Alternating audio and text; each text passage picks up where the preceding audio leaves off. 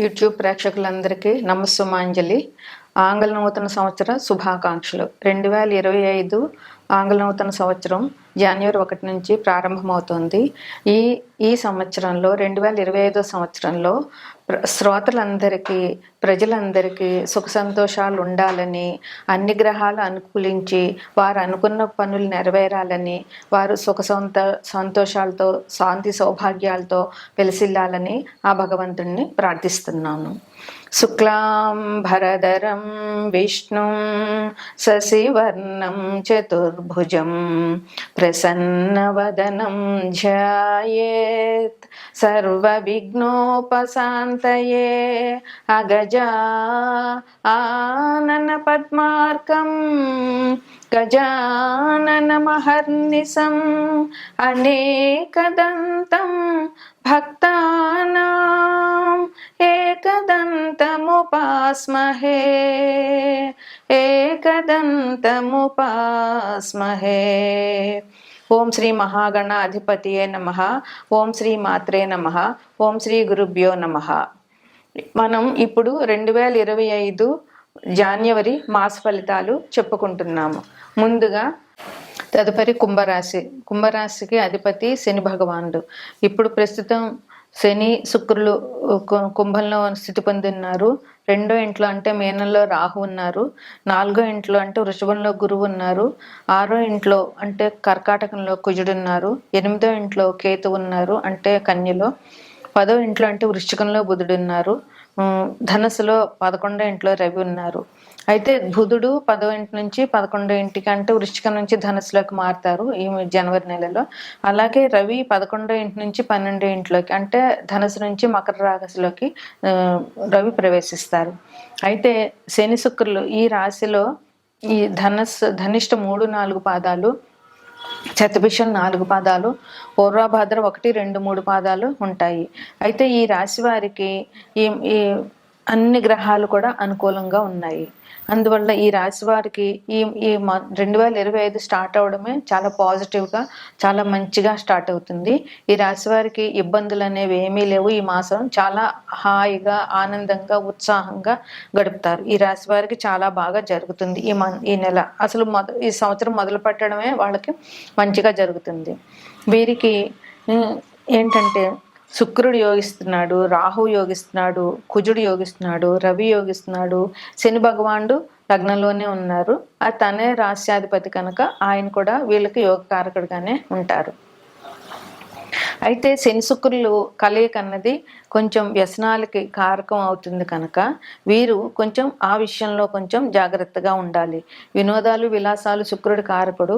అట్లే వాటి వల్ల వచ్చేటటువంటి అనారోగ్యాలకే కారకుడు శని అవుతారు కనుక వీరు ఎంత బాగున్నా కూడా కొంచెం కంట్రోల్లో ఉండాలి. విలాసాలు అంటే వ్యసనాల జోలికి పోకుండా ఉండడం అనేది ఈ రాశి వారికి చాలా అవసరం. ఒకవేళ జన్మజాతకంలో గ్రహాలు అనుకూలంగా లేకపోతే ఈ రాశి వాళ్ళు శని శుక్రుల మూలంగా వ్యసనాల్లో పాల్పడి జీవితంలో నష్టపోవడం అనేది జరుగుతుంది. ఈ రాశిలో వారికి మంచి అభివృద్ధి ఉంది, గుర్తింపు, సంఘంలో గుర్తింపు ఉంటుంది, సంఘంలో గౌరవ మర్యాదలు పెరుగుతాయి. ఈ రాశి వారికి అందరినీ ఆకట్టుకుని అందరి మన్ననలు పొందగలుగుతారు. కుటుంబం విషయంలో ఈ రాశి వారికి చాలా బాగుంటుంది. వీరు కుటుంబంలో సభ్యులందరితోటి చాలా మంచిగా ఉంటారు. కుటుంబం మీద ప్రేమ ఎక్కువ ఉంటుంది కనుక ఈ రాశి వారంటే కుటుంబంలో వాళ్ళందరికీ కూడా చాలా ఇష్టంగా ఉంటుంది.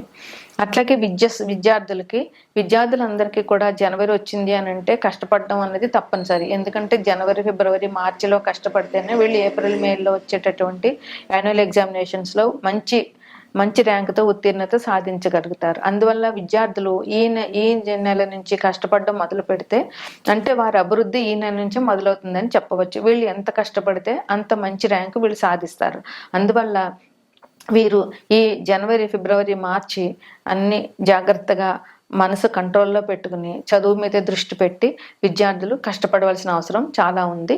అలా చేసిన వాళ్ళకి తప్పకుండా అనుగ్రహం అనేది తప్పకుండా ఉంటుంది. శని భగవానుడు కష్టపడిన వాళ్ళకి చాలా మంచిని చేస్తాడు. అందువల్ల ఈ రాశిలో ఉన్నటువంటి విద్యార్థులు, ఈ నక్షత్రాల్లో పుట్టినటువంటి విద్యార్థులు కష్టపడడం వల్ల వారికి శని భగవానుడు అనుకూలంగా ఉంటాడని చెప్పవచ్చు. ఉద్యోగస్తులకి ఈ రాశి వారికి బాగుంది. కష్టపడి నమ్మకంగా పనిచేయాలి. అంటే మోసం చేయడం, ధర్మాన్ని వ్యతిరేకంగా వెళ్ళే వాళ్ళని శని భగవానుడు శిక్షిస్తాడు. అందువల్ల ధర్మబద్ధంగా ఉద్యోగం చేయడం అన్నది ఈ రాశి వాళ్ళకి చాలా ముఖ్యం. ఆరోగ్య విషయంలో ఎటువంటి ఇబ్బందులు ఉండవు. అంటే విందులు వినోదాలు, శుక్రుడు శని స్థితి పొందిన్నారు కనుక విందులు వినోదాలు ఎక్కువ అవడం వల్ల, వ్యసనాల వల్ల అనారోగ్యం వచ్చే సూచనలు ఉంటాయి తప్ప ఆరోగ్యంగా జాగ్రత్తగా ఉన్న వాళ్ళకి ఎటువంటి ఆరోగ్య సమస్యలు ఈ రాశి వాళ్ళకి లేవు. ఆదాయం వీరికి బాగా ఉంటుంది. ఎందుకంటే లగ్నంలోనే శుక్రుడు ఉన్నాడు కనుక, శుక్రుడు ధనకారకుడు కనుక ఈ రాశి వాళ్ళకి ఆదాయం బాగానే ఉంటుంది. అయితే అది ధర్మబద్ధమైన ఆదాయం అయ్యి ఉండాలి. అన్యాయంగా సంపాదించడం అన్నది ఈ రాశి వాళ్ళకి మంచిది కాదు. దానివల్ల ఎప్పటికైనా వీళ్ళకి శిక్ష అనేది తప్పకుండా ఉంటుంది. ఈజీ మనీ కోసం వీళ్ళు ఆడకూడదు. కష్టపడితేనే సంపాదించాలి అనేటటువంటి నియమం ఒకటి ఈ రాశి వాళ్ళు పెట్టుకోవాలి. అందువల్ల కష్టపడిన సొమ్ముతో మాత్రమే వీళ్ళకి మంచి ఫలితాలు వస్తాయి. ఈజీ మనీ కోసం అలవాటు పడితే వీరికి తాత్కాలికంగా డబ్బు దొరకచ్చు, కానీ తర్వాత మాత్రం వీరికి ఇబ్బందులు చాలా ఎక్కువగా ఉంటాయి. అయితే వీళ్ళకి వినోదాల కోసం ఖర్చులు ఎక్కువ చేసే అవకాశం చాలా ఉంది ఈ మాసంలో. అందువల్ల వినోదాలు విలాసాలు ఎంతవరకునో అంతవరకునే చేసుకోవాలి.